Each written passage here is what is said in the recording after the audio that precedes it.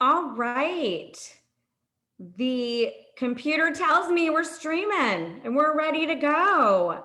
So excited. All right, welcome folks who are with us today watching, as well as this amazing panel. My name is Morgan Meneses-Sheets, and I am part of many of the teams represented here today: the Womxn Project, Louisiana Coalition for Reproductive Freedom, and the Colorado Organization for Latina Opportunity and Reproductive Rights. And so happy to be in community and an accomplice to you all. We're really excited to kick off the next in the series of summer convos. We realize after next week, we'll just have to call them RJ convos or something because the summer is gone. And today's session being about youth and reproductive justice. If you expected to see the amazing Womxn Project board member, Janie, who is going to be facilitating today, she's off in the world getting things done, and I'm jumping in for her and really happy to be with you all today. So I want to name that we have a couple folks on our panel today who are sitting in Louisiana enduring yet another storm.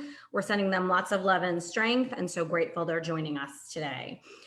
Also want to begin this conversation by acknowledging that any of the work that we do for justice is within the context of great injustice throughout history in this country. We do this work on land that was stolen from Indigenous people and in a country built by enslaved and oppressed people. And if you don't know the land that you're sitting and working and living and loving on and who it belongs to, please visit native-land.ca. And that actually will allow you to put in your address of your office or your home and find out who that land indeed belongs to. Because as we reckon with the violence of history and today, with the recent conversations that we are really working to dig into to move racial and reproductive justice and liberation in every area of our lives, we have to also acknowledge the past, the history, and current oppressions so that we can truly be advancing justice in an intentional way. So we wanted to start with that today. Also wanted to name that this conversation happens in and amongst a lot of work, concern, and worry happening in the country today, whether it is sending love to our friends in Louisiana or to our friends in Texas or to all the folks around the country who are having to deal with systemic oppression. To that note, the Womxn Project, who is one of the conveners of today's panel, launched a corporate accountability campaign last week to try to push CVS Health to make a public commitment to actually halt their political contributions to anti-justice politicians. And we will share more information on their social media networks about that so that you can get engaged, along with all of the information, resources, and calls to action that we will share today. You can also visit #What'sUpWithCVS to find out more about that campaign. We're also grateful to partners like Ultraviolet, who are also working to ensure that big business dollars don't go to undermining our bodily autonomy. But let's jump in on today and the important conversation that we want to have today. So today's panel, as I mentioned, co-hosted by the Louisiana Coalition for Reproductive Freedom and the Womxn Project. It's part of a series that kicked off in June, bringing together leaders from across the country and across movements and organizations to discuss groundbreaking policies and programs, to share lessons learned, both from the history and the now, so that we can advance positive change together. The conversations have included innovative programs and policies to enhance access to contraception, pushing back on fake clinics, talking about sex. Really interesting that we don't do that when we're talking about contraception and abortion. So check out that video from last month. And then today, we really want to dig in and talk about the rights, the needs, and the voices of young people and how to build a movement for reproductive justice, health, and rights that truly respects and includes young leaders. Because whether we're talking about abortion care and birth equity or ending police violence and advancing economic justice, young people have unique needs and a critical role to play in leading and helping to advocate for innovative solutions, because young people have been at the forefront of movements for justice throughout history, whether it's the civil rights movement, whether it is the Mexican-American student movement and walkouts demanding equal education, whether it is the Dakota Access Pipeline or Black Lives Matter or the March for Our Lives to end gun violence, young people speaking out in Ferguson or Dreamers, or people right now leading work to push back on limits on our reproductive freedom. Young people have always been there leading. So let's kick off today's conversation actually looking at first some of the model programs that we see out there that invest in and cultivate young people's leadership. Because often what we've seen is young people rising up in a time of crisis and need. They weren't being heard, they weren't being seen, they weren't being treated with respect and dignity, and so they rose up. But we do also have an opportunity, and really we must have a call to action to proactively be creating programs to support young people's leadership. So we're going to kick off with the Colorado Organization for Latina Opportunity and Reproductive Rights, or COLURS, América Ramirez, to talk a little bit about some of the work that COLUR has been doing, longstanding record of including, naming, and pushing for what young people need, and an incredible and exciting set of programs to actually dig in and ensure young people are not only at the table, but making the tables, leading the tables, outside busting the tables, whatever it might be, to really make a difference. So América, why don't you tell us a little bit, why don't we jump in first with the LIPS program, your Latinas Increasing Political Strength. You've got the Youth of Color Fellowship. Tell us what's going on over at Color. Yeah, thanks, Morgan. So I'm excited because I am the program manager at Color and I get to work with these amazing programs. So the first one that I think has been around for more than a decade is the Latinas Increasing Political Strength program, which, I mean, even before I started at Color was super dope. I even got to go to like one of the anniversary dinners. But the Latinas Increasing Political Strength program was started out of a need of, or like an understanding that young people weren't being given opportunities to build up their leadership skills or even learn what the political process was like. And so there was almost like a lot of gatekeeping when it came to even advocacy and learning what that was. And so being in places where it was like you had to find yourself between a rock and a hard place in order to push yourself into avenues of advocacy. And so we wanted to provide an opportunity for young people to just explore it, even if they were still interested in becoming, you know, scientists, or if they were interested in becoming lawyers, or right, like other things, other career opportunities that they were interested in, but they wanted to adopt more of a reproductive justice or a social justice lens. And so the program has really developed over the years to include opportunities for young people to learn what it's like to just as simple advocacy actions, learning how to talk to their legislators, learning how the political process works, how to just sign a petition, how to include other young people in those processes, because sometimes it can seem like it's a lot to chew, right? Like it seems really scary. Like there's people that are marching and there's people that are doing this and doing that and agitating the system or whatever it is, right? And it seems like I don't know what that means. I don't know what that looks like. And so Latinas Increasing Political Strength is a lot about, well, what's happening here in Colorado, right? For us, let's look at a local level, what's happening in our own communities, and talking about what that impact looks like and how we can react to it in whatever ways that young people envision for themselves, like being led by young people, because it says a lot for us to then be like, oh yeah, let's do these actions and these actions. But if it doesn't mean anything to our young people, or if it doesn't actually make an impact for them or their communities, it's kind of just, you know, busy work. We're just kind of going through the movements. It's not actually making any sort of change. And so Latinas Increasing Political Strength, we provide like a mentorship aspect to it, where they get to connect with other young professionals, other young Latinas within Colorado that are working in either spaces that are relative to their own career interests, but also in the political realm, where we've had council members, where we've had state senators also participate as mentors. And then the Youth of Color Fellowship is actually built out just within the past couple of years, but it was more about building like a paid opportunity for young people. And that's really, really important because we always say, oh yeah, you're going to get experience, you're going to learn about this. But we also have to acknowledge that there's like a fiscal financial need, and especially with things with going on with COVID. So we've been leaning a lot on that. But just understanding that like young people, despite whether in their college, whether they're just working, whether they're just kind of just trying to figure out what's next in their life, the fellowship provides them with an opportunity to develop skills within the nonprofit sector, through like communications, organizing, policy. They don't have to have any of that in their background.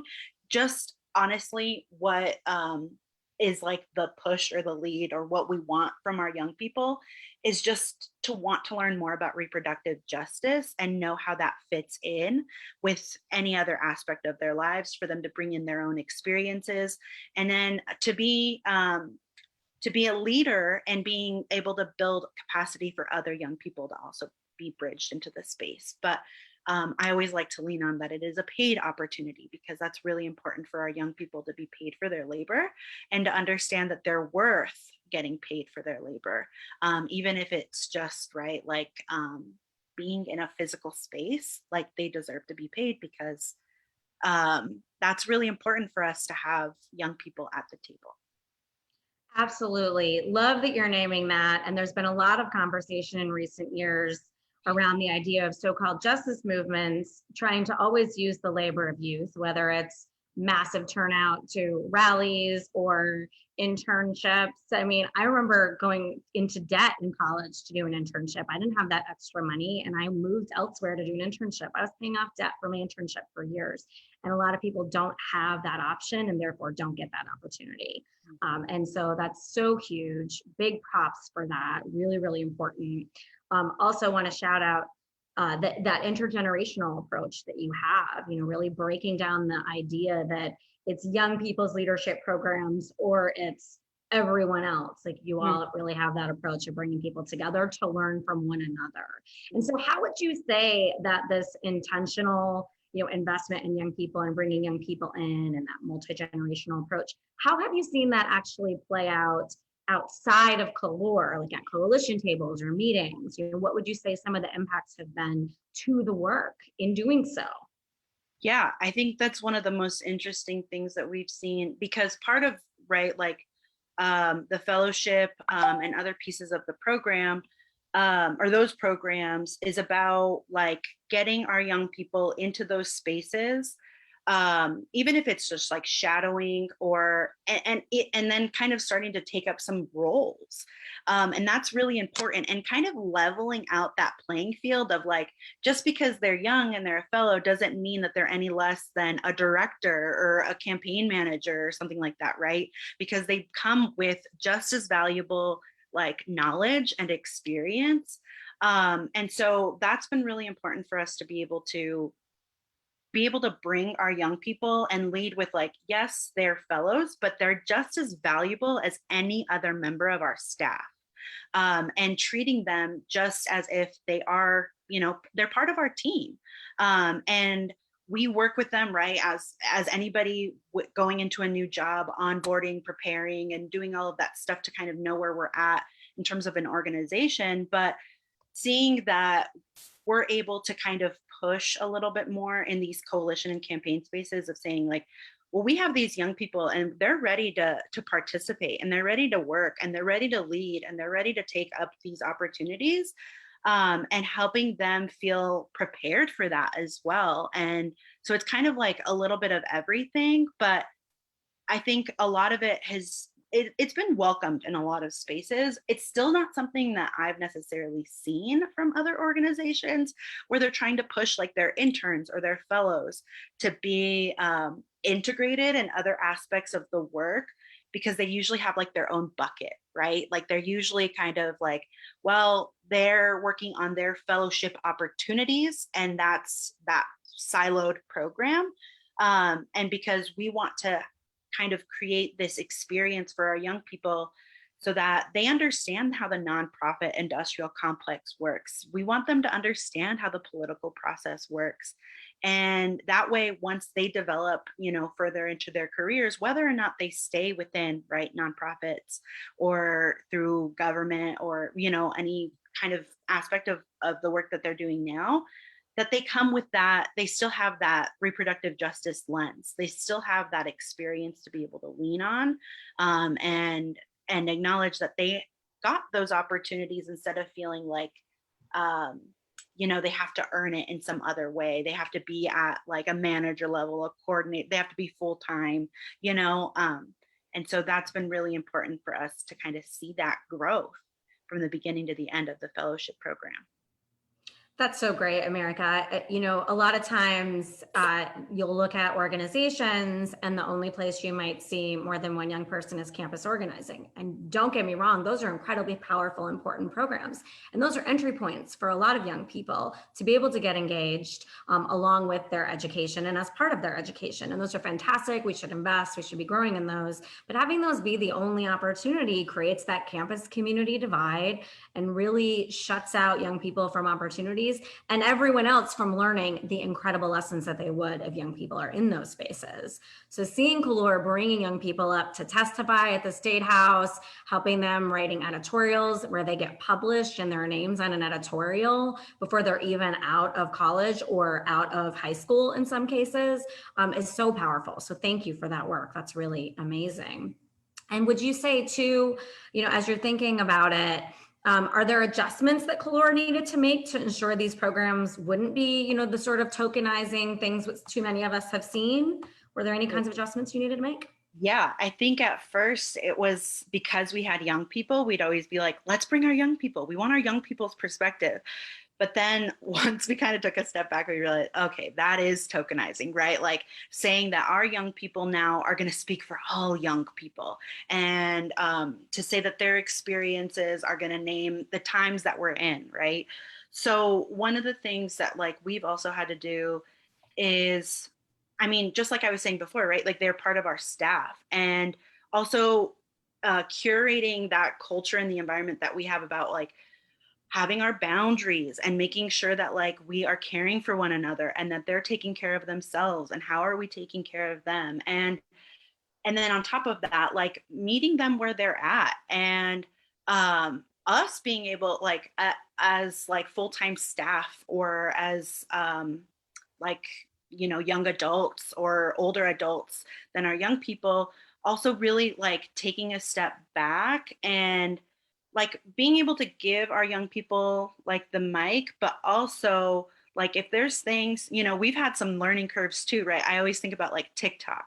Like I've had my own learning curve with that, but knowing that like that's where we need to be meeting our young people is like what they're doing on social media and things like that, and not tokenizing our young people to say, hey, you guys need to create these things for other young people to be engaged.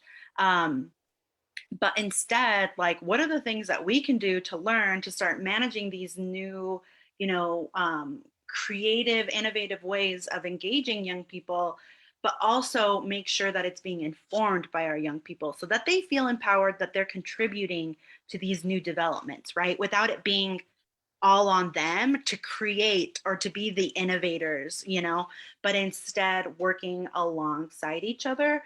It's been a huge learning curve, but I think, it's needed. It's like with anything else that we're changing and developing, but for young people to really find their place at the table, like we have to be able to make space for it. Like, and if we have the capacity, if we have, as a reproductive justice organization, we have to kind of like walk the walk if we're like talking the talk, So we've had to take a lot of time to recognize like what are the things that our young people want to be doing? How do we truly empower them without feeling like they're pressured into doing things because we want to connect with young people, right? Like that's not the right approach. It's more of like us getting up to speed and bringing our young people with us so that they feel like they're contributing, because not that they feel like they are contributing, valuable aspects of the work.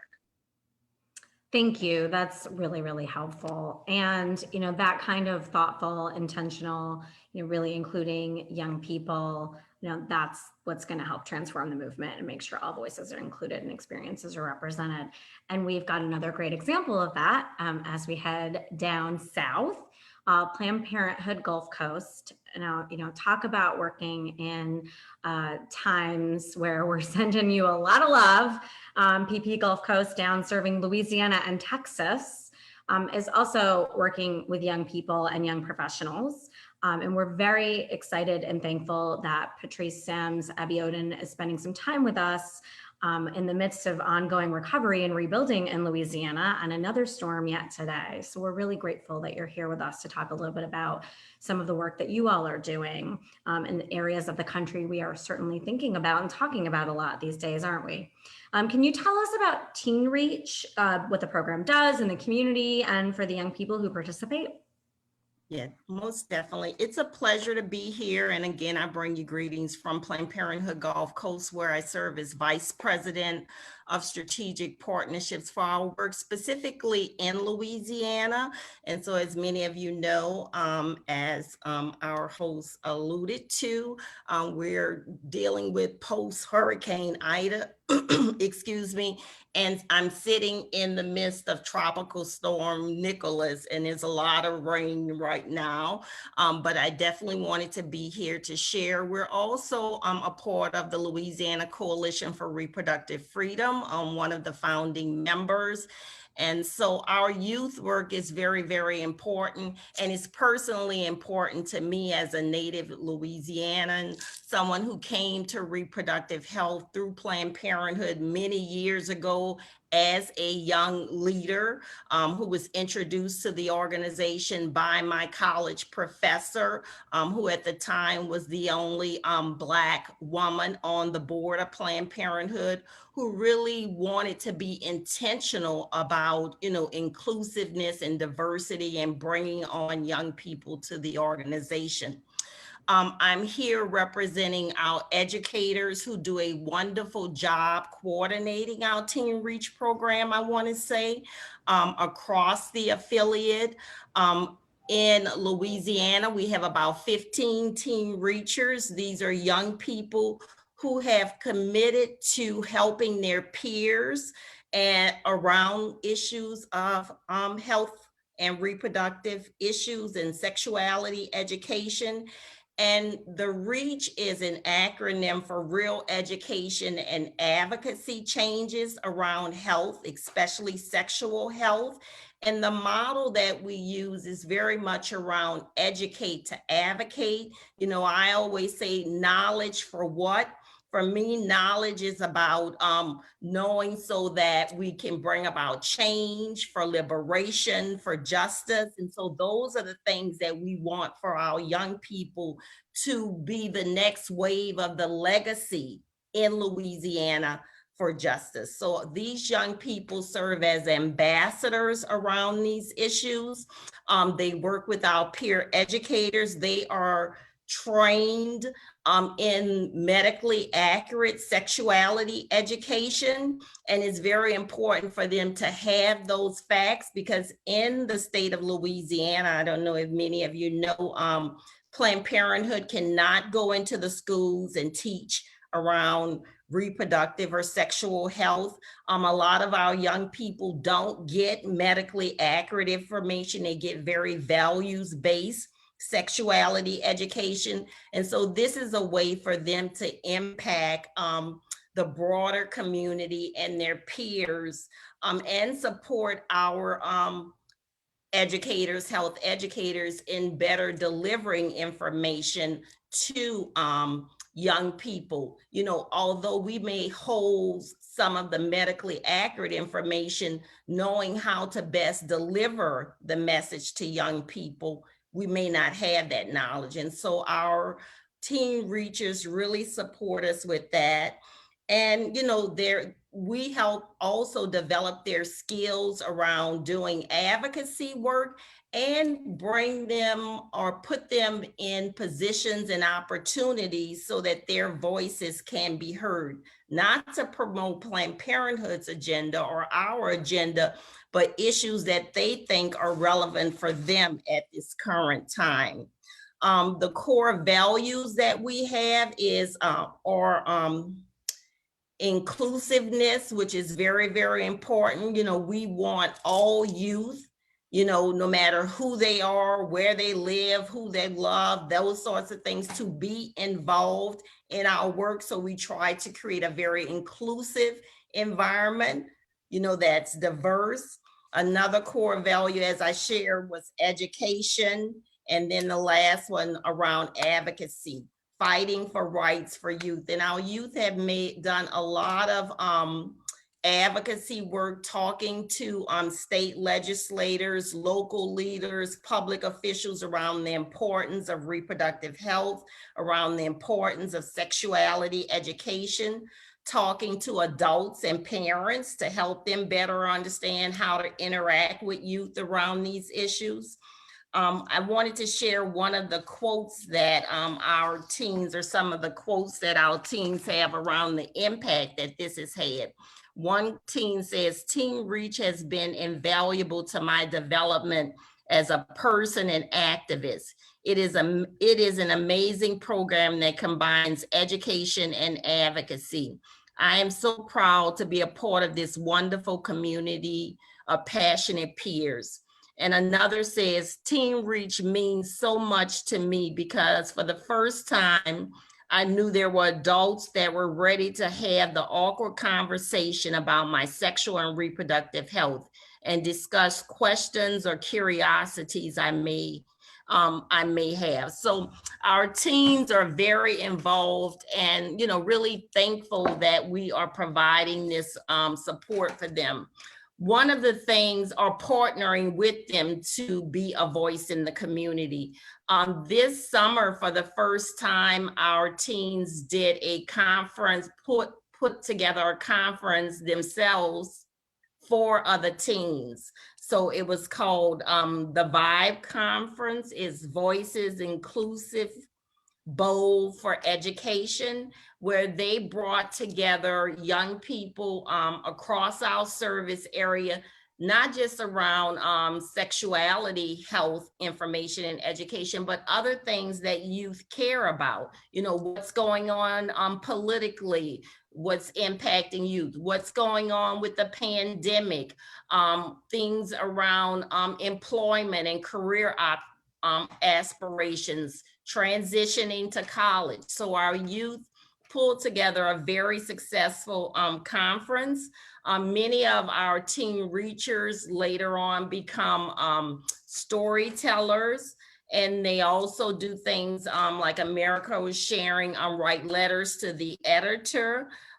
They've also been involved as not just volunteering, but as paid interns as well. Like, we work with an organization's Daughters Beyond Incarceration, and we knew that it was very important for us to have teen reachers there. So our teen reachers there receive stipends and resources to support them in their role as teen peer educators.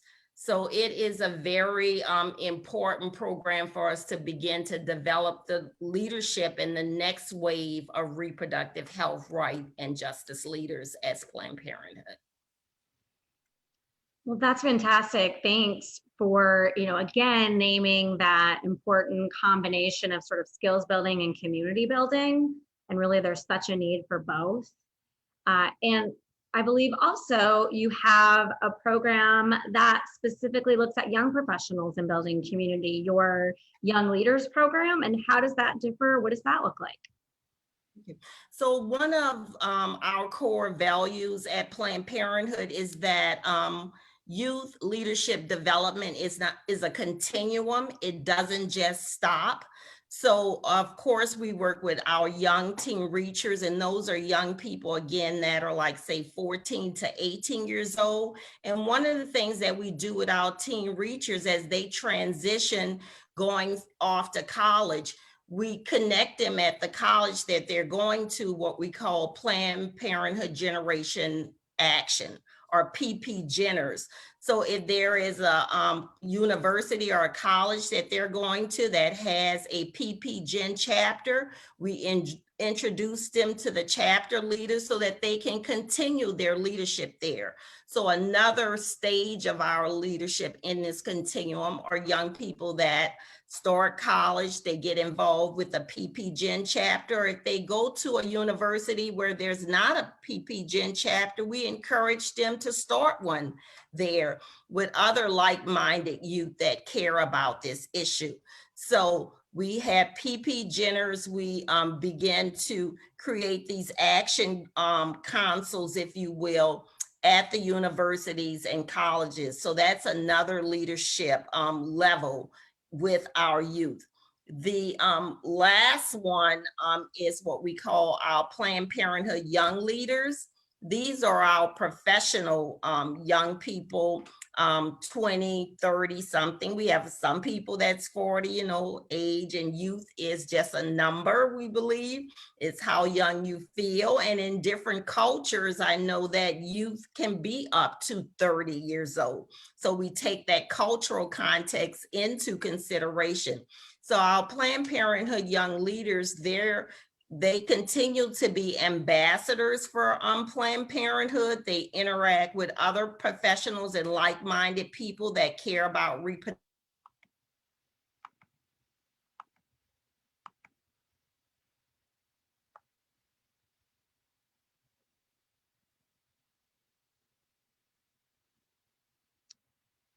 Are other folks on the panel able to hear Petrice? No, okay. So for folks watching us on the stream, our friend Petrice at PP Gulf Coast is down in Louisiana dealing with yet another storm. We're going to give her a moment to see if she might be able to rejoin us. Fortunately, we've heard a lot of great content about the important work that they're doing, but let's give them a moment. And then if need be, we'll transition to our next speaker. So my kids would say this was a dance break moment. Feel free. Nope. Okay, well, we have now lost her loveliness in the boxes of Zoom. So we're gonna move on. If Petrice is able to rejoin, we can certainly go back to hearing more about the great programming. And we can also share more information on the social media channels for the Womxn Project and the Louisiana Coalition for Reproductive Freedom, who have co-convened this panel series. But we'll keep it going, keep it informative and inspiring. I will say Petrice made me happy that 40 could still be young. So on that note, pretty happy. The day's gotten much better for me. Let's go ahead and jump in a little bit to sort of an issue area when it comes to thinking about young people and reproductive justice. We've been talking a little bit about some of the really amazing intentional programming that's going on within the reproductive health rights and justice movement to support, empower, acknowledge young people's leadership. We also need to think about what are some of the issue areas that we should, could, must be focusing on. And one area that is so critical and too often doesn't get as much attention as it could and should and must really, is the fact that right now in 38 states, there are laws that force young people to involve a parent when they're seeking an abortion. And this can delay and even take away a young person's access to abortion care, endanger their health, their safety, their well-being, undermines their bodily autonomy. Like most restrictions, really all disproportionately is impacting young people of color, LGBTQ young people, folks in more rural areas, people living in poverty or struggling to get by, who don't have consistent health insurance or health care. So these laws are a really harmful attack on our rights and on our health. And we have a lot of conversations right now, especially about access to abortion care, and too often they do not directly take on these laws. And we really need to do a lot more about that. And so a great example of what that looks like is the Illinois Caucus for Adolescent Health, they've really been a leader in taking on laws that force parental involvement, and for years have been working to get rid of the Illinois state law that forces parental involvement. They also have made a very real commitment to supporting young leaders. So today we're actually thrilled to hear from an ICAH youth activist. Taylor Lane is joining us. And so Taylor, can you talk to us a little bit about ICAH's campaign to repeal your parental notice law, and maybe some of what's going on, what have been some of the challenges and achievements? Why don't you get us informed? What's been going on in Illinois? Okay, so can you hear me? Just to double check. Great. So first to start off, I think I should name the Parental Notification of Abortion Act just aloud. I know that many of you probably already know what it is, but just to put it out there, the Parental Notification of Abortion Act does not require your parental consent, but it requires that if a young person goes into abortion clinic like Planned Parenthood, they must notify their parents 48 hours in advance to the procedure that they're getting. And I feel like I shouldn't have to name why that's a bad decision and why that's a bad law, but to break it down, that gives a lot of time for the parent to restrict their youth's access to getting that abortion. There are many ways that can happen, with financial abuse, homelessness, emotional abuse, just refusing to take that youth to the clinic, or refusing to let them go to the clinic on their own, and it puts young people in danger. And part of the biggest reasons why that law exists is the stigmatization of the nuclear family. Not everybody's family has that trustworthy aspect of where a youth can tell their parents right away, or their guardian, that they are getting an abortion. That's just the bottom line. And you cannot regulate or put into law that you should have that relationship, which is why this Parental Notification of Abortion Act is so detrimental to youth's safety and affirmative health, right? And we also have the stigmatization that, it's not just about the legalization process of repealing P&A. It runs much more deeper for that for youth, about including people who are not white cisdyadic women into the conversation of reproductive justice health. That's just the bottom line. And ICAH, we do a great job of including youth leadership, and many of our programs are just paying youth to speak for their labor and for their time into speaking with their own legislators. We hold Instagram lives with young people and parents who support us in our campaign of repealing P&A. And we also write plays. We experiment with mediums that demonstrate the importance of young reproductive justice and health.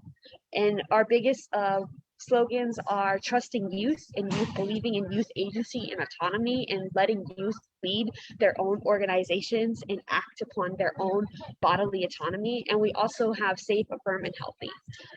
And so our biggest lessons learned and challenges is that it's really hard to have adults in circles and spaces really value the work that youth do. That's also, again, another baseline notion of like the stigma that adults do not want to share space with youth.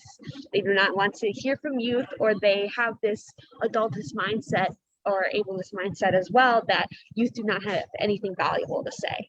And it makes it really hard for youth when ICAH reaches out to other organizations and coalitions to be like, we want our youth to be on your team. And usually it comes with this, condition that, an adult has to be there with you. Like, you should send one of your adult representatives to be there with you.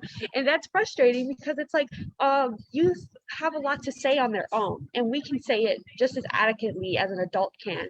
And it's just like this educational and financial barrier that youth cannot have anything valuable to say in these circles. And so that's some of the lessons and main challenges that we have. But our achievements include just so much of youth connection and youth leadership and lack of tokenization within our own coalition, because it's not just about, putting youth out, as América said earlier, just putting youth out there for whatever reason. We know our strengths as leaders, as youth leaders, and ICAH representatives will reach out to specific people and be like, hey, you're really good at this. You're really good good at speaking on panels. You're really creative. You should do this art and theater project. You should do this. You should do that. And we know our strengths as a unit. Like, we work together. We circle each other, and we have each other's backs in things where youth might not be so knowledgeable on, or youth might not be so great on doing this or doing that or speaking in public, right? And so that's some of our biggest achievements, that we produce these like amazing like youth leaders who absolutely know what they're doing, and usually it kind of surprises adults in other organizations and coalitions. So, you know, that's some of our biggest, what I feel like is such like so important about ICAH and the work that we do.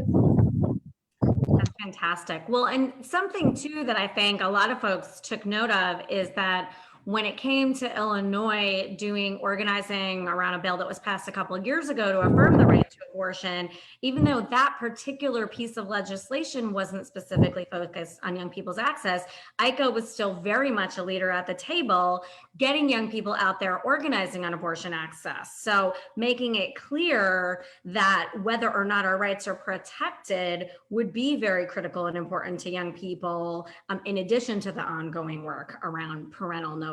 Can you talk a little bit to that, and you know, how you ensure that young people were at those tables involved? I know you were out there very visible and vocal, and not in a just, oh, we need a young person to speak on this panel kind of way. So we pushed young people to have their own testimonies. I was actually scheduled myself as a young person to speak at the committee that would be held to repeal PNA, to revote to repeal PNA. Of course, it didn't go on because intentionally, you know, they wait a long time for it to choose a committee to be on, and then getting the bill voted on, and then having people heard their testimonies.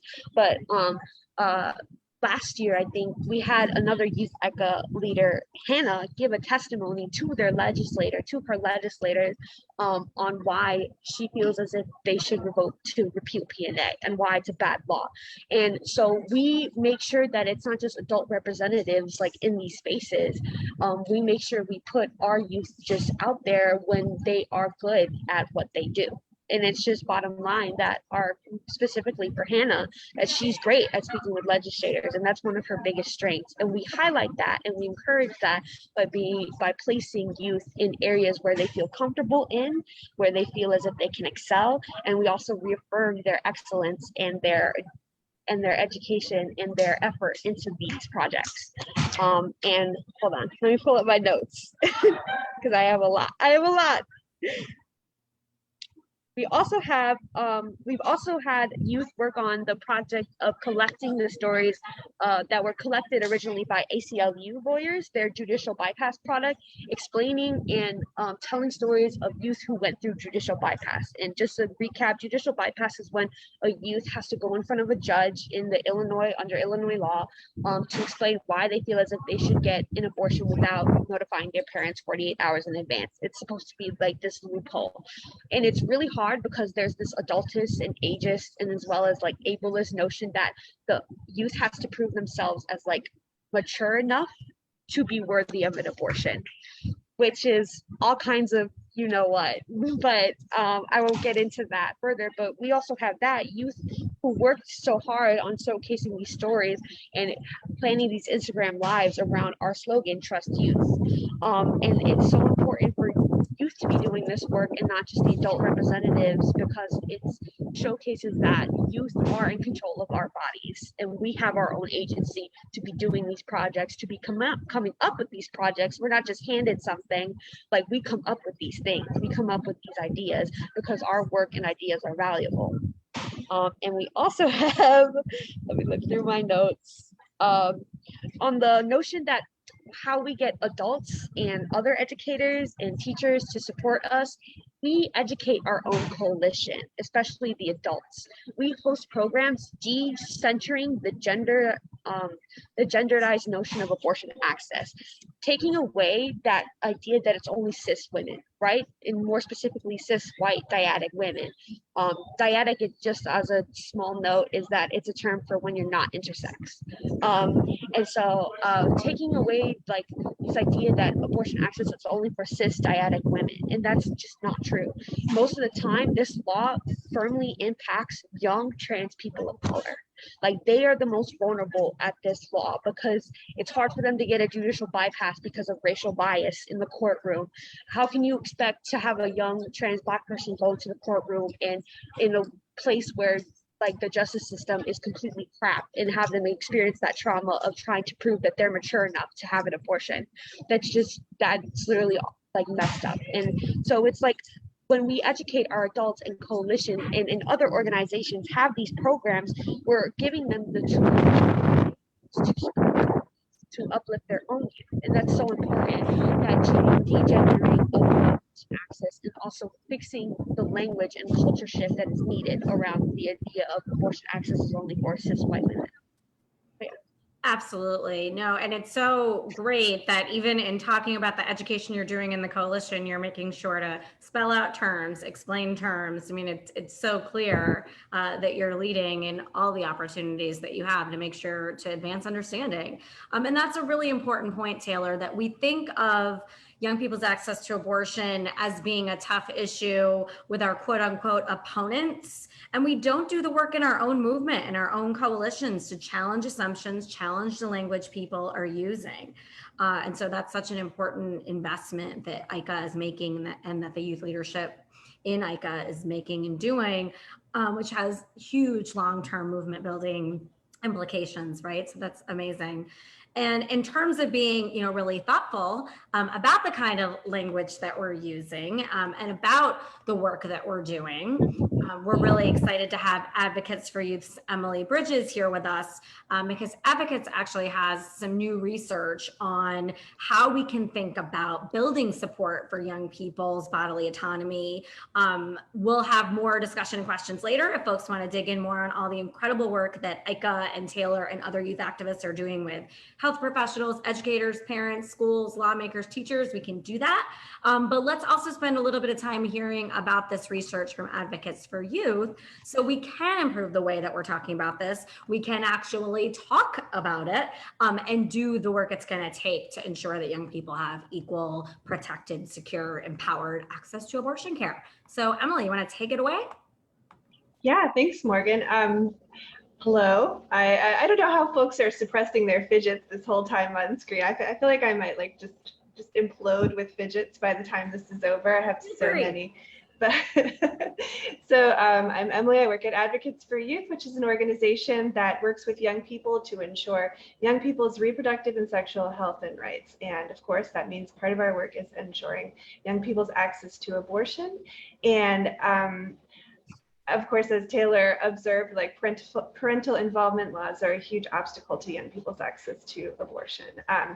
And an obstacle that they face in addition to every other law that is in effect in their state. So it's like a dizzying array of laws. And then you have to go, you may end up having to stand before a judge and the judge can decide. So it's just really a problem. But it's also a problem that not everyone is always willing to take on, because sometimes it can feel like talking about abortion for folks under 18 is like a losing battle or is a little scary.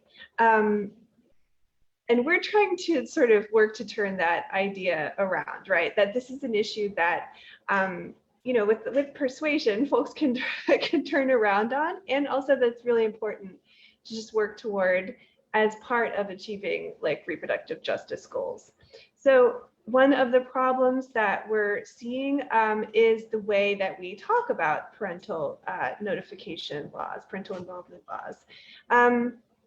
There's not that much research on what works to help to talk to folks about this. The most commonly used message is actually decades old. It's from 95 at the latest. So we conducted some polling. We just wanted to check in on how the public is feeling about abortion access and people under 18, and hopefully just try to develop some new ways to talk about it that can help bring more folks sort of over onto this side. So hold on. So we worked with Perry Undham, which is a public opinion research strategy firm, as well as partnering with members of the Youth Abortion Access Table, which is Advocates for Youth, URGE, and If, When, How, and with reproductive justice organizations, that's Bold Futures, ICAH, NOAF, and CLRJ, to ensure the messaging was inclusive and culturally relevant. We started with focus groups and then used focus group results to develop a nationwide survey. So that's kind of what I'm going to cover quickly. So the current messaging on abortion and people under 18 is: most young people talk to their parents before seeking abortion care, but when a young person can't because they are afraid to anger their parents or feel unsafe involving them, the law should not force them into harm's way.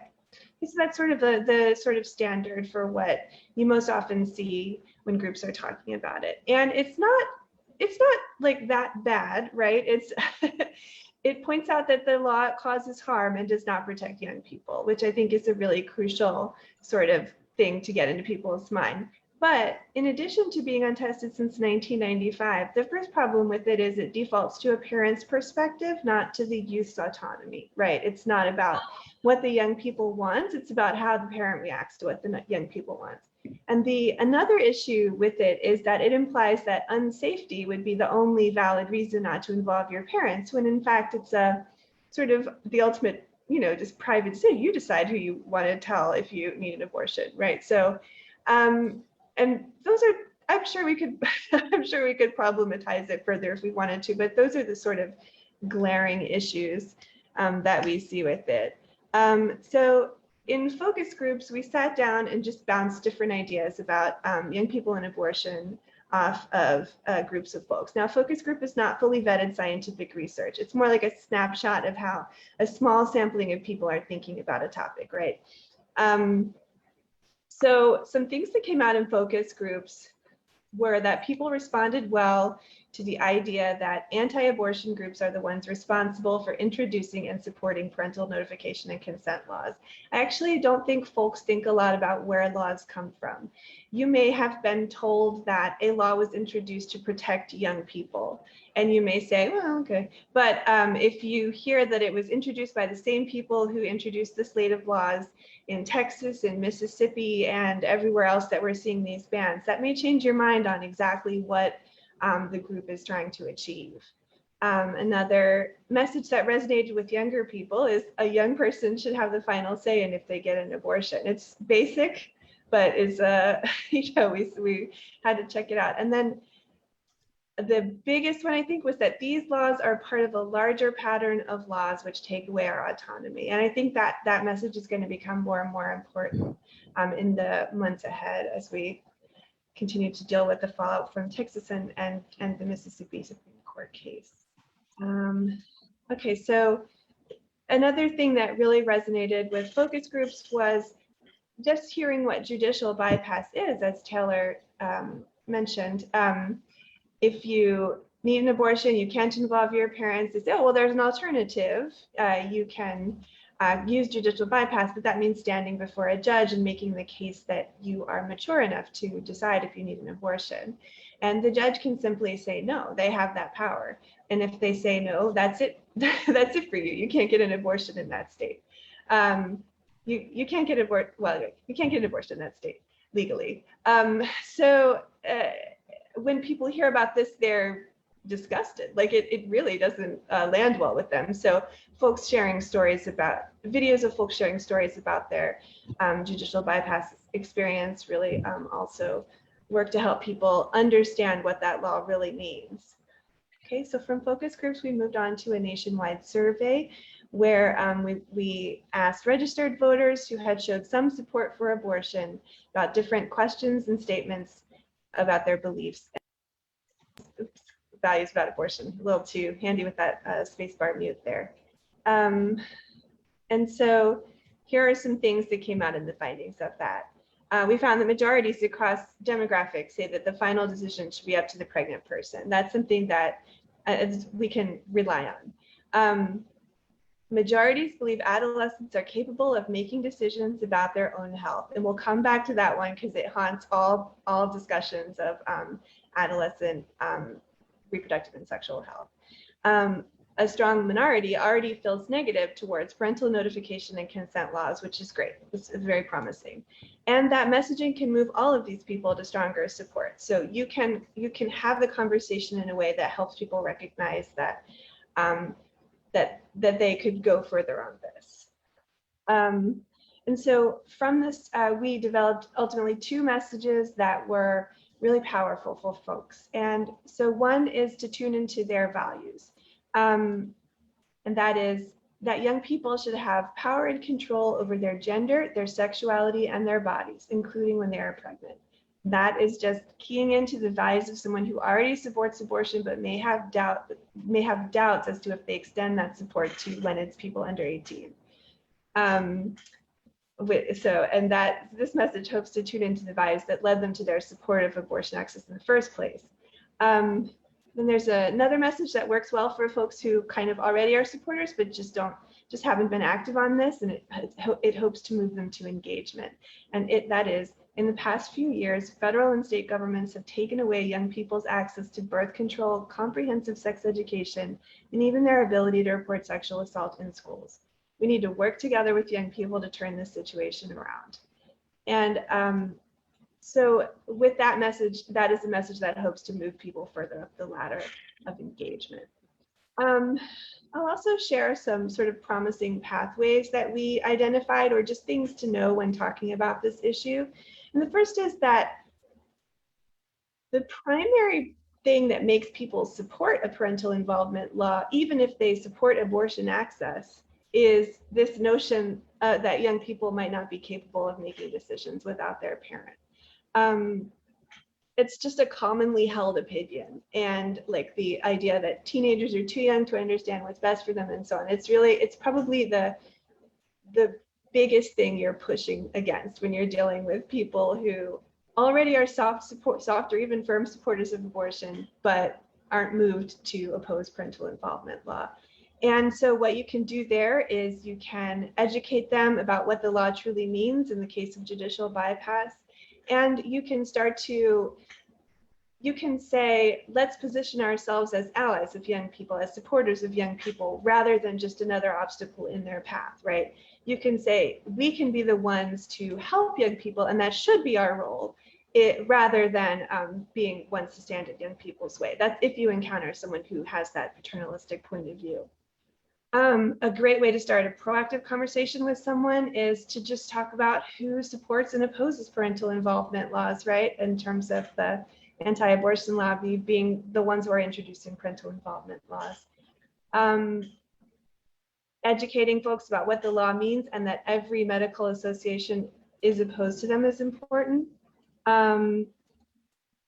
Connecting to their values in terms of emphasizing that young people should have power and control over their bodies. Like, I think that's something that can get folks on their side. And ultimately, just pointing out that there's a pattern of laws that restrict our autonomy, and it's getting worse. And it's something we need to make sure we're including young people in our work on these laws, and work with young people to turn the laws around. So that's pretty much it on the research, but I don't have a full report for you yet because we're still planning a webinar where we introduce it. I do have a link. You can go to bit.ly/messaging report to request a copy when it becomes available. And that's that.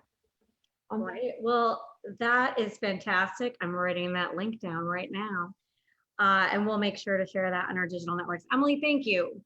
And it's so important. So excited you were able to join us and share that there's really intentional research being done to help support the conversation. I mean, the through line we keep hearing is sort of education and sort of intentional inclusion, right? That we intentionally, thoughtfully include, listen to, follow, support young people, and education, education, education.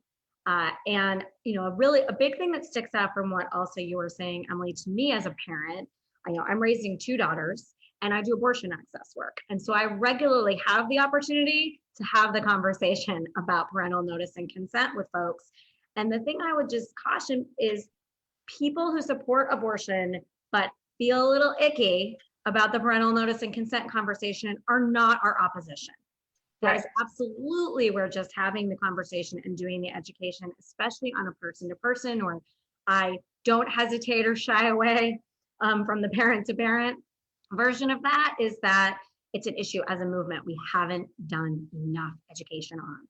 And so the person standing in front of the clinic with some hateful sign, sure, there are opposition, but the person in your community or your coalition or your neighbor who has a less than evolved and informed opinion about this issue isn't necessarily our opposition. And so just starting this conversation from the place that you were saying, Emily, a place of values and shared values. And with everything that's happening right now of more and more people wanting to engage or choosing for the first time, maybe to actively engage in a conversation around abortion access because of what's going on in Texas, in Mississippi, around the country, we have the opportunity to ensure that in that conversation, we don't just talk about stopping the most draconian bans out there, but we do also talk about, the policies that have been on the books that take away health insurance coverage, and the policy that have been on the books for decades that put out specific barriers to young people, because we can't protect the right if we don't make it real for everyone. So grateful you could provide some of that support, and we'll make sure to put that request form out there so folks can find out more and continue to educate themselves on this issue so that we all can be out there talking confidently as advocates for young people's access to abortion. So, we've been doing discussion about young people's leadership. We've dug in a little bit on the barriers around contraception, abortion, reproductive health care. But we also really want to make sure that we're ensuring youth have the information and support to make those healthy decisions, because we do believe that they're beyond capable of making their own decisions about their bodies, their families, their futures, and building empowered futures. And so we're really excited to have SIECUS Gabby Doyle here with us, talking a little bit about some of the state and federal efforts to ensure access to comprehensive sex ed and to make sure that the conversations we're having about sex education are also grounded in our values. So there's another theme that we're hearing as well. Gabby, what do you have to share with us today? Thank you so much, Morgan. And I'm so honored to be on this panel of incredible activists today. Thank you all for joining. So there's a lot to think about when it comes to comprehensive sex education. And first, I definitely think we should define a little bit also, because it is such a broad spectrum. When we think of comprehensive sex ed, we can sometimes think of more traditional elements of it, saying it's a research-based, theory-driven, medically accurate, and age and developmentally appropriate K through 12 and lifelong process. It includes instruction on consent, healthy relationships, LGBTQ identity, and the full spectrum of contraceptive options and healthy decision-making. But beyond this, we really want to think about how else comprehensive sex ed can really meet the needs of young people. We think about the way in which comprehensive sex ed is trauma-informed. It's inclusive of a racial justice lens and is culturally responsive to young people. It's free from shame or stigma against sexually active youth or parenting youth, responsive to the unique needs of LGBTQ youth, and trans youth in particular, especially in this moment when trans youth are being attacked from all different angles legislatively, inclusive of disabled youth, and even more so inclusive of instruction on abortion as a valid pregnancy option. We all know, so with SIECUS, our framework is sex ed for social change. And so we're talking about where do all of these attacks on abortion come from? Where does the stigma against abortion, especially as it relates to young people, where does that come from? And we really recognize the value of sex ed addressing the stigma and shame, and including abortion as a valid pregnancy outcome for young people.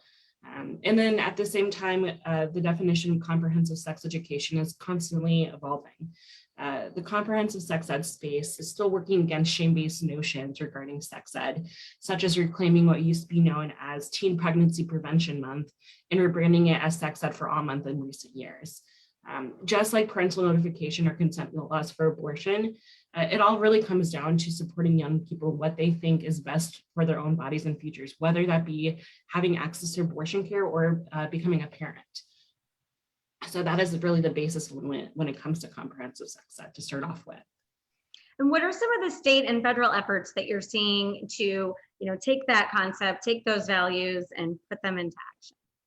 Yes, so right now there's no federal mandate for sex ed in general at all, let alone comprehensive sex education.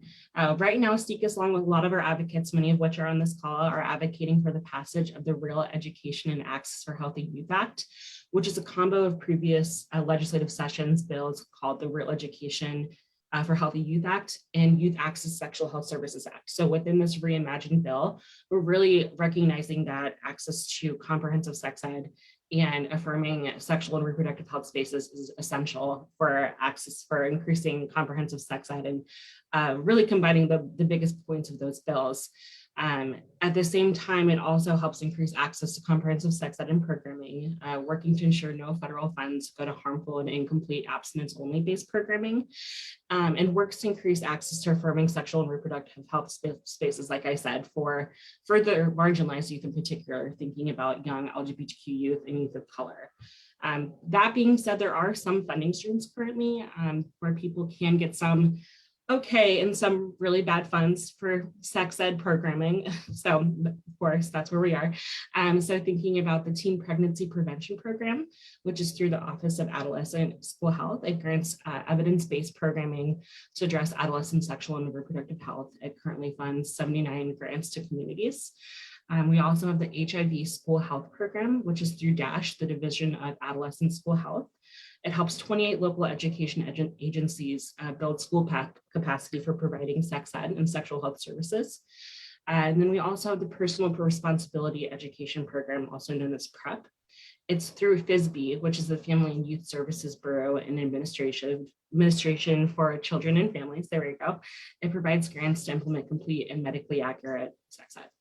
So those are some decent programming that we have. At the same time, we have some really bad, awful programming that we're actively fighting against.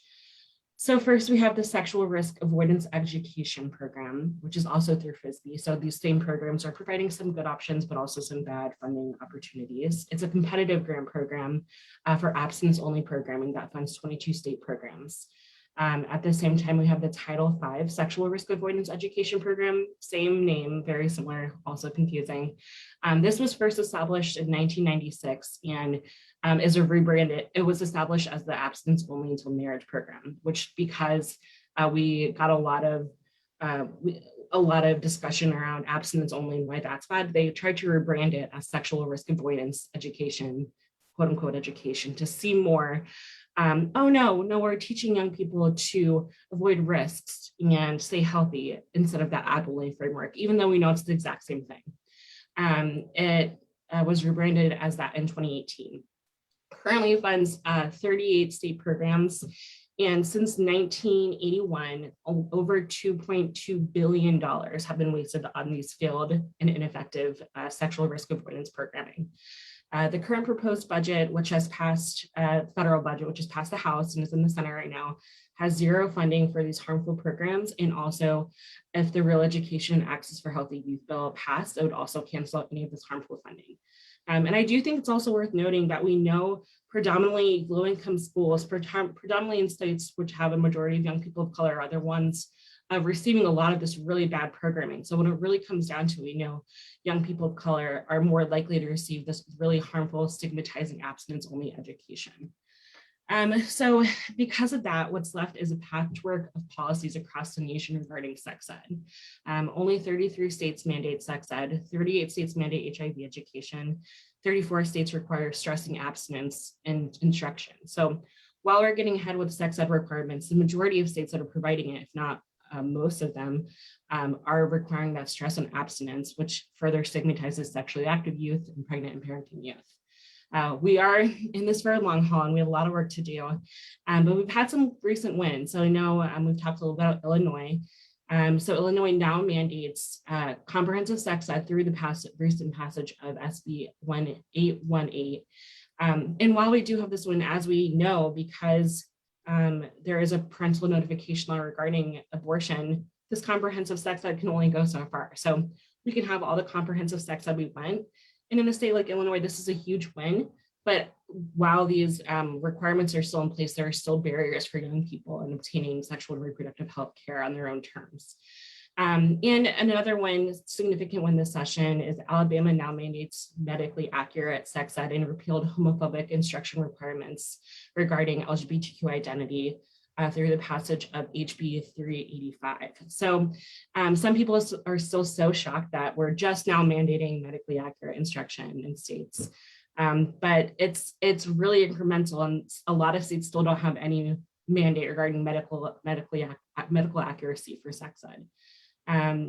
Because of this, another kind of surprising fact is that 8 states still require instruction that actively, or maybe not so surprisingly, 8 states still require instruction that discriminates against LGBTQ youth. And that can be in a variety of forms. That can be either mandating that it's a not acceptable lifestyle in society, or it's actually criminal in the state, which we know is not true, and that's illegal to have those laws now. But these are all incremental steps to secure access. So whether states are advancing comprehensive sex ed mandates like Illinois, for example, or focusing on incremental changes like mandating medically accurate instruction, evidence-based instruction that's affirming for LGBTQ youth, state activists are working in whatever way they best know right now to advance sex ed. And that looks really different depending on what state and what region you're in. Thanks for that broad overview. So it sounds like a couple of things we can capture in that. There's some really good action at the federal level that folks can be tuning into, making sure their members of Congress know that they support that legislation. And of course, I think we're all hearing you too say we need to be doing the work in our own states and in our own school districts, and that is just so important. And so, throughout the conversation so far today, it's been talk about, what it is to be healthy, what it is to protect bodily autonomy and have healthcare and live with dignity, and that none of that should come with an obstacle based on age. And that includes deciding when to become a parent, how to build your family, and having support for a healthy pregnancy so that you can be healthy, raise your children with dignity, parent with dignity. And this is also an area where, there's been a good bit of discussion in different ways within the reproductive health rights and justice movement in recent years, whether it's, Affordable Care Act efforts to ensure access to prenatal maternity care, efforts to expand access to postpartum mental health coverage, doula benefits, work that's been being done and very desperately needed to improve and protect Black women's maternal health with the real maternal mortality crisis that's happening in this country. But as the theme of this panel, you might know where I'm going with this, oftentimes these maternal health, birth equity efforts don't name the voices of young people and the specific needs of young people in that birth equity work. And that's so important. And so, we really want to make sure that that same kind of empowerment, decision, focus, intentionality is happening across age. So Calour's Katherine Riley is with us to talk about the importance of, pushing back on some of those narratives that Gabby started to name that disrespect young parents, and including the needs of young people when we're talking about any issue, whether it's paid leave, maternal health, and anything about pregnancy, parenting, and healthcare. Young people have a specific need, experience, and leadership to bring to the table. So Katherine's going to talk a little bit about some of the work that Calour's been doing to shift some of the conversation around young people in birth equity, and some sort of policies and programs to kind of lift up this important intersection. Katherine, take it away. Hi, everybody. Thanks so much. Thank you, Morgan. Like Morgan said, I'm Katherine Riley. I use she, her, and ella pronouns, and I am the interim policy director with Colour. So I work with América. We are the Colorado Organization for Latina Opportunity and Reproductive Rights. So yeah, for us, it really is about shifting this conversation, and we use education and organizing and storytelling from our young people to kind of address a lot of the stigma that we see coming from various pathways, whether that's like peers or educators, family, community. And we're really working to change that through a more like engaged process. We really believe in storytelling, and we use that in the Latinx culture all the time. Like when we're happy, when we're sad, when we're sharing joy, when we're trying to get through something. And so we really bring that to our work too. And we've been able to involve a lot of our young people in sharing their own stories. Another thing that we do, rather than talking about like preventing teen pregnancy, we talk about unintended pregnancy being hard at any age. It's really about addressing the various needs that parents have through a reproductive justice framework and the intersectional ways that we can support parents, whether or not they are also young people. And we do that through addressing abortion access, healthcare, perinatal care, education, job opportunities, transportation, housing. I mean, the list goes on. And that's why I love being in a reproductive justice organization, because we get to work on so many different areas that all kind of come down to having a family, not having a family, and raising them in safe and healthy environments. So one of the biggest, I would say, like wins or successes we had in shifting this conversation was around the LARC for Colorado and Colorado Family Planning Initiative. And this was when the state was providing long-acting contraceptive methods to low-income communities. And the framing that they were using during this campaign was incredibly problematic. It was really stigmatizing towards young people with a lot of the anti-teen pregnancy rhetoric that we see like all the time. And there was also some other stuff around demonizing people who use Medicaid. So like that the idea of preventing unintended pregnancy among folks who use Medicaid would also lessen the drain on taxpayers. And that was when we kind of drew a line in the sand and we were like, we are not going to support this program if the approach is just to focus on reducing the reproduction of certain people. Instead, we want to make sure that if someone is not ready to become a parent and they need support to be able to find a long-acting method, then this program can do that and help reduce health disparities. But we're not going to say like we're reducing teen pregnancy because, you know, there were a lot of other things around like teen parents are more abusive and stuff like that. And so we really nipped a lot of that in the bud and just said, we're not going to be a part of that.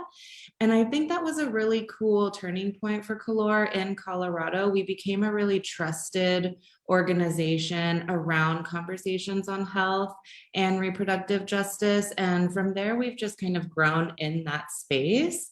And people come to us when they're looking for messaging and how to talk about folks. And so we really helped also with the media guide for that and doing like press and briefings and lobbying materials for our lawmakers so that they better understood the issue and could better influence implementation.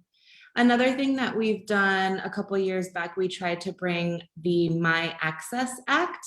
This would have ensured confidential access to sensitive healthcare services, including reproductive, sexual, and mental health services, and also substance misuse for young people.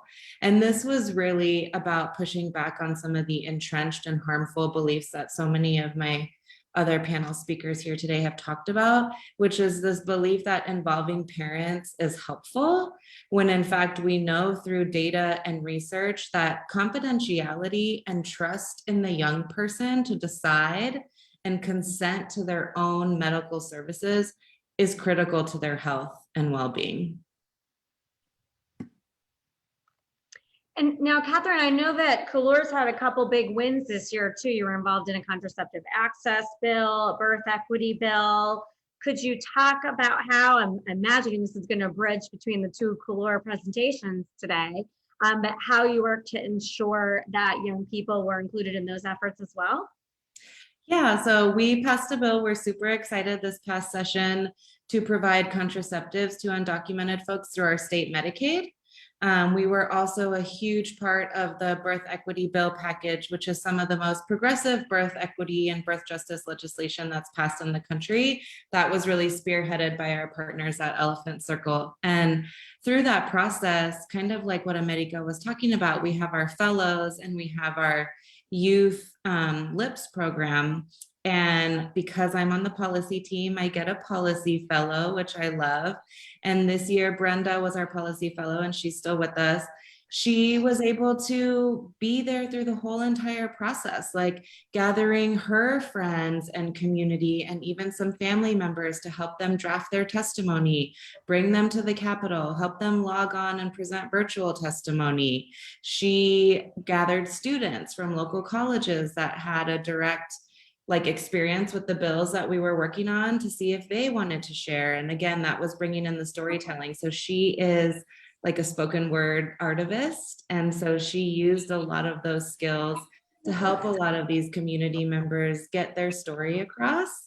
And then in the birth equity bill stuff, we just really make sure that young people are centered. We don't forget about them as we're moving legislation. I think one of the biggest things for us as we talk about like parental notification and abortion rights is that we never want to use our young people as bargaining chips. So if that's in a bill and then it's coming down to the nitty gritty and somebody wants to take it out because it's like easier to take it out and then we can push the rest through, we're just not having that. And so that can sometimes create a little bit of tension and conflict with some of our partner orgs that more so do like reproductive rights and not so much reproductive justice. And we don't kind of allow that to happen. And so that's been really cool to see too, is like our young people are not a bargaining chip for us. They're at the center of everything we do. Every single messaging campaign, education, outreach, organizing, bill, priority always has in the back of our mind, like, will this help educate and organize around parental notification? And so it's been really cool. Like none of these things are ever really siloed. So even if contraceptive access seems really different from abortion rights, they're not to us. And so we always maintain that connection. That's great. And are there any policies or programs coming up that you can share with us that continue this great work? Yeah, so we recently identified a bill that would support pregnant and parenting young people in schools. This is around better data collection for like demographic data and also what schools are providing as far as accommodations like time off and makeup work and actual physical accommodations with desks and lactation support and things like that. And so we've heard that there's a lack of data. We know there's a lack of data. And we know that folks are not getting some of the things that they should be getting in these schools. And so we really are working on supporting a partner organization in this, taking this on and having this be a bill that they lead. And that's kind of a model that we use and try to lean on, is that we identify and hear from community what is going on and what the need is. And then we try to fill that need by finding a group that is led by and or working with young parents or pregnant people, young pregnant people. And then we really feel like those are the folks that are the most appropriate and powerful ones to carry the bill. So we just support with messaging and information and resources. And so that's kind of where we are now with this one. And then, like I mentioned, we're always working to educate and organize and lay the groundwork to eventually take on forced parental involvement. So we do have some things in the works around that. And every time we talk about abortion access and abortion rights, like what's happening in Texas and what Colorado's response to that will be, we always have this in the back of our mind, like, this is the time now to start getting that education, getting the organizers out there, having this conversation. Like Emily said, like what is polling well, what works, how do we message this? And so we're really looking to all of these big issues right now. I mean, there's so many big things going on, so we can only pick and choose a couple every session, but these are some of the biggest ones that we're working on. Thanks so much, Katherine. And that's, such a great point too, that it can be a policy and a flashy campaign and a program, or it can just simply be, don't talk about abortion access without naming the barriers that young people face. And while that seems so simple, it can be so powerful and is part of that long-term work. So thank you so much on that. So throughout our conversation, we're talking about how to support and respect young people's leadership, how to advocate for and with young people. And we've also been making it abundantly clear that young people are already leaders in their families and in their communities. And this is true across so many areas, including mutual aid efforts and efforts like abortion funds. Abortion funds are getting a lot of much deserved attention right now as we work to support people and meet the need for abortion care and affordable access to abortion care in Texas, throughout the South, and across the country. And let's be clear, young people are leading this work too. So we're really happy to welcome the New Orleans Abortion Fund's Chasity Matthews to talk about youth leadership in abortion funds. So Chasity, can you tell us a little bit more about how young people have really been, leading a lot of these efforts to meet the needs of communities? Yeah, so here at NOAF, we have NOAF Youth Action, and that's basically where we give our interns who may be college students or, young activists in their community, and we pretty much give them the reins to run the program, right? So, for example, we had an intern at Louisiana Tech in Ruston, and basically they helped, provide EC to young college students. They led movements in terms of like getting people to discuss abortion, rallying people around Amendment 1 here in the state of Louisiana. That was essentially a setup for whenever Roe v. Wade is overturned, then the state constitution does not support abortion being a legal right. So, I don't think NOAF would be what it is without our youth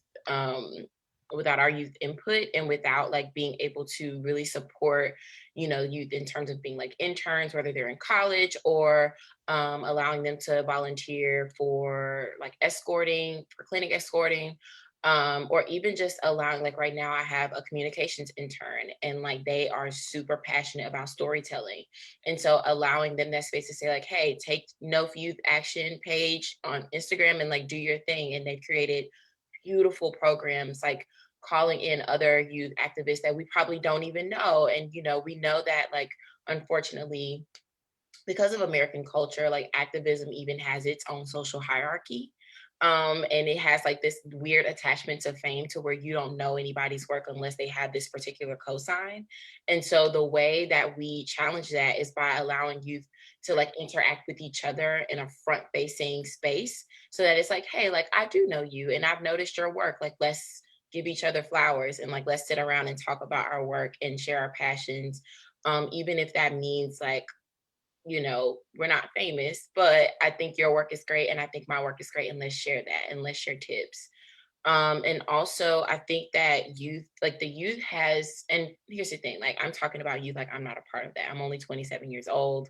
I'm a super young ED. So I know what it's like to be in those spaces and to feel like you had to earn your stripes, or, hearing people who are older than you put this burden on you to make you feel like you don't know what you inherently know, or like you have to work your way up in order to be respected as an activist, when really activism is just someone deeply caring for their community and choosing to work through it in an external way, right? And bring people together in order to share a cohesive message. So I think the youth shares, like they bring back this fresh perspective that keeps you young, but not just young in age, but like young in mind and young in creativity. Because when you do this for a long period of time, you start to get set in your ways. And if it worked for the past 4 campaigns, then you're going to do it for the 5th through the 10th. And it's not until someone young with fresh eyes comes and says like, hey, I respect that, but like there's a new way we can do this and it can be much more fun than what you're doing. And I welcome that all the time. And I hope to keep like NOAF in that young space, even down to like once you volunteer, like we love our longtime volunteers, but like also let's get some new people in here. Let's get some people in here who may be able to say like, hey, this system is great, but I learned this new technology that could take this over the top, and I love that. So that's how we represent youth and allow them to come in and just like shake the table, mess some stuff up. Let's do it. Well, and that's such a fantastic point, is the way that sometimes youth leadership and youth development programs are talked about, it's like we're doing a favor to young people. The movement needs different voices, different experiences, different backgrounds, and absolutely to shake up the table, rebuild the table, break the table, whatever. And so like, this isn't, oh, we're so benevolent to let young people in the movement. No, they're doing the work. They're experiencing the impacts of injustice, and we need their viewpoint, their well, I'll say energy too. I'm a little tired, but we need their viewpoints, their expertise, their unique viewpoints, in the same way that we need all kinds of different representations and experiences and skills and wisdom and insight at every table, at every event. So appreciate you pointing out that, definitely so important. And do you have anything to say, or do you have any thoughts? I asked you this ahead of time about if there's a different approach to leadership that young people take that helps our movement to grow and think about things differently. Yeah, I think young people do a great job at leaving work at work. One thing that I have noticed in this culture, especially like in nonprofit world, or especially like in service world, we have this attachment to work that makes us feel guilty for taking care of ourselves. And the way young people radically are like, nope, like I'm not working today, and they mean that. I love it because it allows you to check yourself. And like oftentimes I don't think we're honest about the fact that we sometimes use the work to avoid ourselves, and that totally goes against the notion as to why we're doing this in the first place, right? Especially if the end result is to deepen care and to deepen relationship and even to deepen community. And you have to have that within yourself before you can serve anyone adequately. And so I love the way, they have like, they're able to say like, this is work. I'm passionate about it, but I'm not going to give myself in this way that totally forces me to neglect myself and like no longer even know who I am without the work. And so I appreciate that. And also like fun, prioritizing fun, I sometimes like I'm a really, I'm really assertive, I'm really, organized and all of that, but I really do prioritize fun when it comes to working with my staff and my interns, because you need to find joy in it, and because the work inherently sucks, right? Like we are all employed because there are problems, and like you don't lose sight of that ever. But you have to find some type of joy, even if it's about talking about like what brought you joy this week, or if it's like having your favorite snack on staff meeting, doing little quirky things like that, and totally pushing back against this notion of professionalism. That is something that young people do really, really well, bringing their whole selves into the space and like taking it up, whether it's like through dress or expression, or even just like being like, okay, look, like this deadline is not a hard deadline. Let's push this back and let's spend more time with it, things of that nature. So I definitely think they bring a new life into leadership, and it pushes you because, you might be super rigid and like think like, that's what got me here. And it's like, but did it? You're exhausted. Like what would happen if you relaxed a little bit? It wouldn't kill you. That's awesome. Yeah. And so important. I mean, we can't refresh our feeds or wherever you get your news from without seeing something that's a really sick form of job security for us all, or advocacy to do for us all. And so if we don't find that joy and care for ourselves and each other, we can't get the work done. That's such a great point. And love that, that's something that having youth leaders in community with us and part of all the work and leading the work is helping us to do.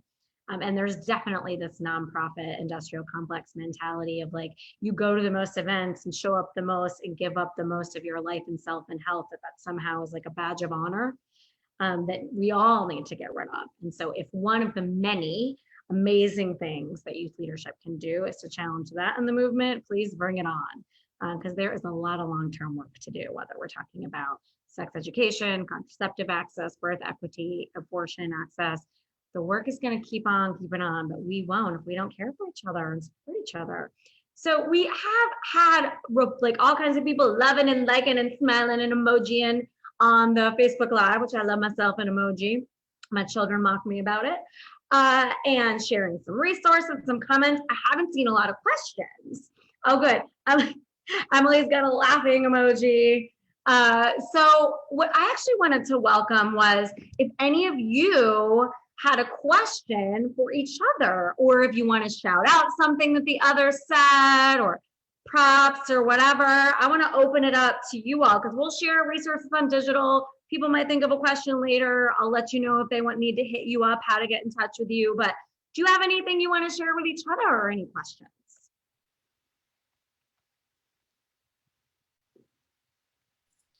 I did have one question for Emily. I know that you talked a lot about this really incredible new messaging, which I'm so happy has been done and is also really needed with talking about sex ed. So I'm definitely going to be connecting with you later. But I'm curious, and I wonder if other folks are curious about when we can expect that these messaging, successful messaging, to be more publicly available for advocates and organizations like ourselves to use in our work. Wow, I want to say this question was more like a plug, so thank you. It was more like a prompt to give plug. So thank you for that. We're holding a webinar to roll it out in late October. Right now, tentative date is October 20th, and I'll ask Morgan to share the link to register for that with folks who are tuned into this, and well, it'll be shared widely anyway. We will definitely widely share that and encourage folks to attend so we can all improve, enhance, and do more talking about young people's access to abortion. Absolutely. Any other questions? Woohoo, shout outs, props to one another. I just want to say that I thought it was really cool when Taylor said that they're doing plays and things out there. I really feel, América, like we should talk and see what other kind of youth programming we can do. Or Taylor, if you have any input on what really works for you all and what you really like, we'd love to hear.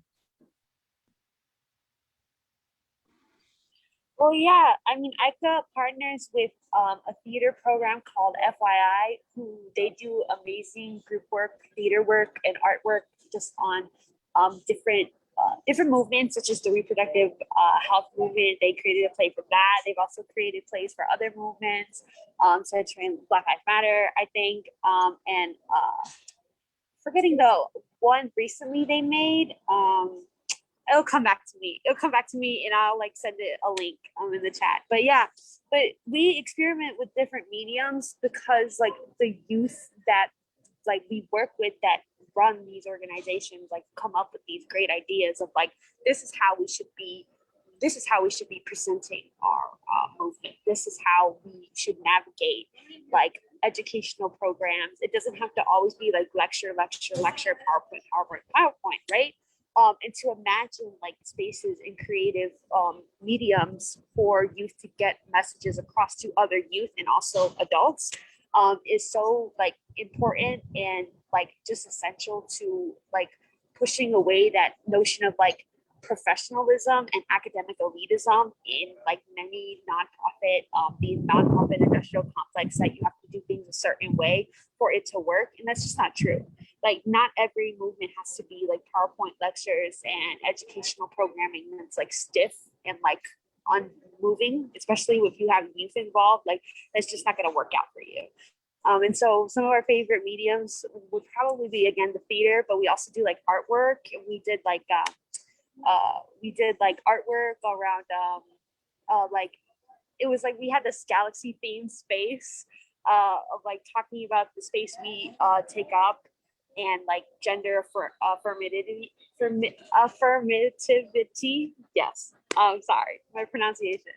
And just talking about like our experiences as like trans people of color in another group, Home for Healing, where we examine like spirituality and the way trans people take up space in the way that we're like denied access to reproductive health. I was a part of that program. So yeah, I mean like to just like navigate the movement that you support and that you advocate for, especially when there's youth involved and like youth's rights and autonomy are on the line. It's essential for youth to explore and push past the boundaries that say you have to do it this way, and that's not true. So, yeah. Thanks so much for that, Taylor. That's exciting, and thanks for the question. There have been a few times today that artivism has come up, the concept of art combined with activism to educate, tell stories, share opinions, move people. And there are so many great examples. If I just think around the organizations here and that are represented, Color did a photo essay series years ago. Advocates for Youth has a play script on abortion access from the 1 in 3 program that they can share. The Womxn Project, who's a co-host on this, does a lot of artivism. They've been doing a series of projections around the state of Rhode Island to educate on the slave trade in Rhode Island and get people to understand how the slave trade still informs and is perpetuated in the economy today as part of having conversations about racial justice. And We Testify, which is a great RJ group, very youth-led, just did like a speak out at the Supreme Court on the day that the Texas law went into effect after the Supreme Court neglected to take action to actually do their job and support our rights. So there's a lot of really great art-based work going out there, singing, dancing, spoken word, photos. And so great point to remember that when we use different ways to educate and engage with folks, it does mean we're being more inclusive. It also brings that joy into the work. It makes it not always feel so heavy, and brings different expertise. So if someone feels like, I don't know if I want to lobby Congress, but maybe they're a talented dancer, singer, writer, performer, they have a role. We all have a role. There, again, there's plenty of work to do, and like, let's be creative and thoughtful about how to include people, right? So I want to be respectful of the time. So I want to just say ahead of time, if folks on the panel or anybody who's participating, wants to share around links, resources, thoughts, ideas, etc., please keep up the conversation. But I'd love to give you each a chance. Now, some folks had to jump off. Again, our friend Petrice from PP Gulf Coast is in the storm, the second storm in Louisiana, and did let us know that she would need to jump away. So I'll ask her, she can share her comment on digital. But if you all could just share, one thing, if there's one thing you'd really like to see people do or consider, come or learn or look into coming out of today's call, like what's a thing? What's our homework for the day as we leave this? Or not for this, let's not put too much pressure because we don't want to work too much, right, Chasity? So what's our homework if we give a damn about this to do in the next day, week, month? I don't want to say year, we got to get going. Gabby, I'm going to put you on the spot, my friend, because you're up in the corner on mine. So what's something people can do? Yeah, for sure. So first of all, I want to say thank you all so much for all of us being on the panel. Like, it's been so great to be in this space with everyone. First off, I want to say, first thing you can do is, if you don't know what's going on with sex ed in your state, or even in just your school district, find out, because that's where it starts. Because sex ed it's honestly like the wild, wild west across the states. Like, you can really just start where you are and find out how you can make change in your community. Talk to parents, talk to students, find out what they want to see change. And that's honestly where it starts. And beyond that, connecting it to your state's abortion laws, like we've talked about a lot.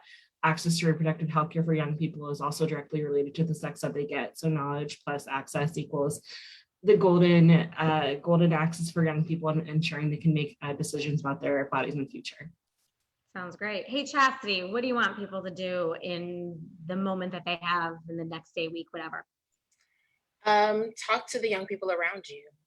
I think that sometimes like we separate the people around us from like the work, and that's not true, but because the work exists in your community. So sit down and ask the young people in your life some questions. Like, you'd be surprised what they're willing to share and how much they want to share, but they're just waiting for people to start the conversation with them. So start at home. Nice.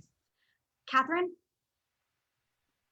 I was going to say the same thing. So maybe this will just really hit it home for some folks. Find some young people around you, talk to them, ask them what they see as the biggest issues, and just listen and treat everyone like we're all the same and on the same playing field, because we are.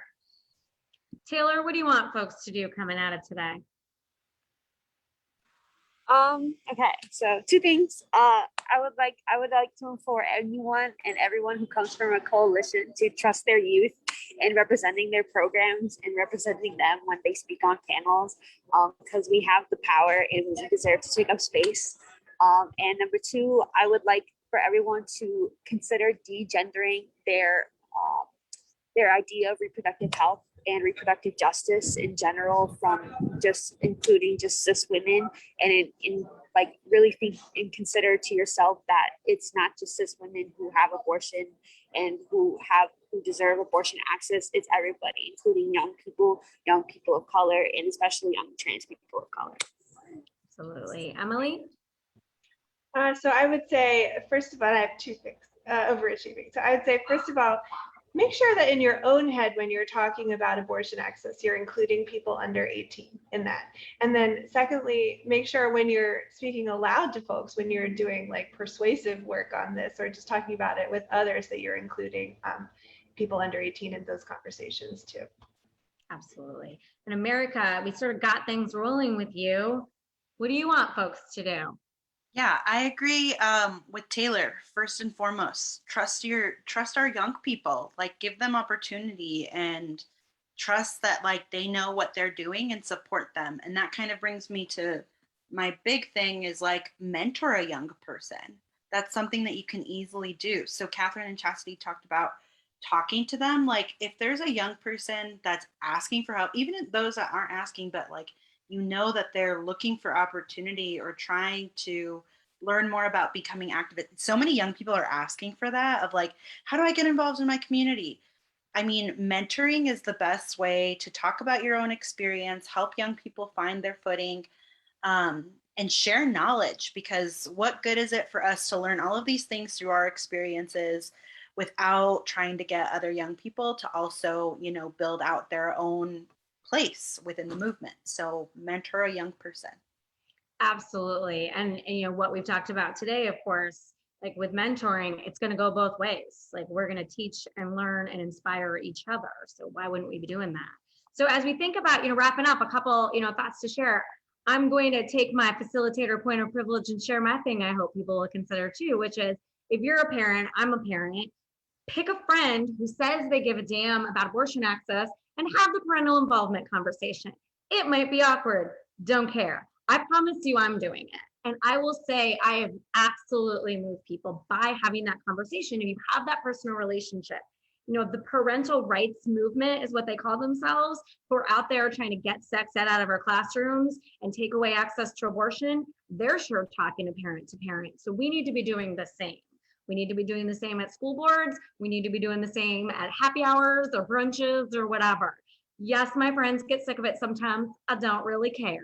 So like, you know, in that same way that you want to talk to young people in your lives, if you're a parent, talk to parents in your lives. If you're a teacher, talk to teachers in your lives, because not having the conversation is not getting us anywhere, is it? And opposition is having the conversation with parents. And in a vacuum, they are leading the conversation with parents. So we can't leave that vacuum. We've got to be engaging. So, you know, we'll get the great research from Emily, and then we'll be super empowered experts, all of us, and then we'll go out there and have all those conversations. So, you know, moving forward, you know, ongoing work happening in Texas and throughout the country. Make sure that that conversations, including young people, absolutely find your local abortion fund, right, Chasity? Give your time or money. As Gabby said, look into what the sex ed curricula is in your area. I will say also another thing we can be doing is very RJ. What's the dress code policy in your local schools? There's an area where the patriarchy and sexism and all kinds of nastiness is just intersecting onto the bodies of largely the young women in our lives. And also LGBTQ people who might be expressing themselves differently than our school system is comfortable with. Challenge those, find out what those are. Because I don't care if my daughter wears a tank top to school, I care how she's treated in school. So let's make sure we're doing those kinds of things and having those conversations. If you're a parent, an auntie, whomever, help support that young person, tap into their skills and be an ally, an agitator, an accomplice, a supporter. Standing by the side of young people, but also shutting up and getting out of the way, right? Because they're already leading. So we're really excited. Please, please, please get on the social media pages of all the incredible organizations that spoke today. And we also shared out on Twitter a few other great organizations that are doing work who weren't on the panel today, but are also really focusing on young people. Urge, Bold Futures. I could sit here all day, but there's a lot of great groups out there too. So follow them, listen, hear, learn. Next month's conversation in the series is going to be about medication abortion and self-managed abortion care. More info soon, but lots and lots of work between today and then. You've got your homework assignments from our incredible panelists. Please share something you learned today. Keep up the conversation. So grateful to everyone on the panel. The work you're doing is so inspiring and so important. So keep it up, but also take that break and definitely find that joy. We're all in it together. And thank you so, so much. Have a great day.